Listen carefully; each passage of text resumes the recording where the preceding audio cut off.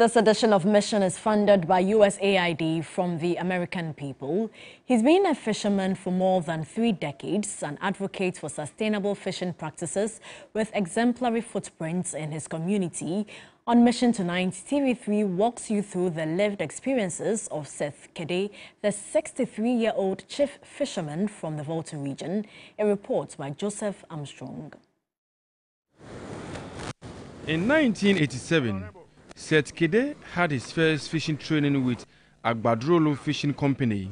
He bought his own boat at a time that, according to Seth, fishing was a lucrative venture, such that he earned enough income to invest in the education of his 7 children.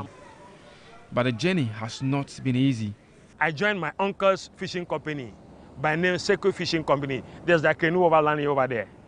That canoe belongs to Seco, yes. So I joined their company.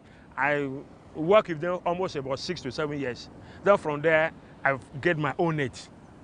Yes, so I'm now continuing my own net. I have about 3 set net now.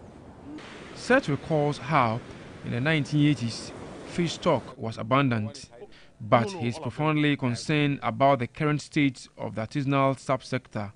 Now the stock has declined. Some 20 years back, you get a fish in abundance, kita schoolboys, herrings, we get in abundant here. But as the stock has depleted, we find it very difficult to get those things again. Formerly, I may say some 10 years back, we have something was about 10 canoes here. But as you see now, the company have about 60-something canoes right now. So we are doing what? Overfishing. As the government has initiated, the moratorium for the new control, that will also help us. The moratorium is there to put a limit to the canoes. No new entry. You see, we propose 3 years. After the 3 years, before they can allow new canoes into the system. He insists illegal fishing has contributed to a decline in fish stock. These small canoes there, they are using the monofilament net. Okay. Yes, so it's against the law. The effect that the government is, first, this rubber net, it got torn in the sea. If any fish pass again, it will attract it again, to catch it again. So it's against the law. So I will continue talking to them. I'm sure by the grace of God, they will change.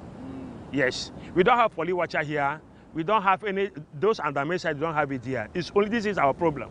As the chief fisherman of Jericho Landing Beach, Seth sensitizes and encourages fisher folks through fisher-to-fisher dialogue to promote voluntary compliance of fishing regulations, including seasonal closures, where fishermen are expected to halt fishing activities in light to enable the spawning period of fish stock.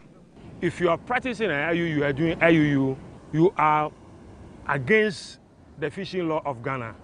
And if you are caught, you should be prosecuted. So it's very good that we talk to official force. No one should engage in IUU. Take for instance, if you didn't emboss your canoe, it's an IUU. If you're using monofilament, it's an IUU. If you're doing light fishing, it's an IUU. If you're using dynamite, it's an IUU. For Seth Kede, clothes season presents the opportunity to rest, mend nets, and most importantly, work on his farm for supplemental income.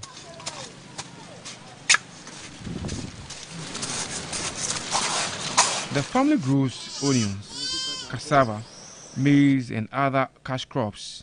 During the close season, you see me there, you see me in my farm, planting the onions, pepper, and tomatoes.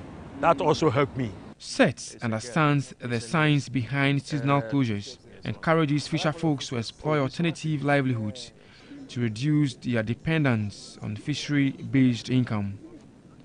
Joseph Armstrong, Good Alogwe, TV3, Jericho, Volta region. And that's it for the segment brought to you from USAID.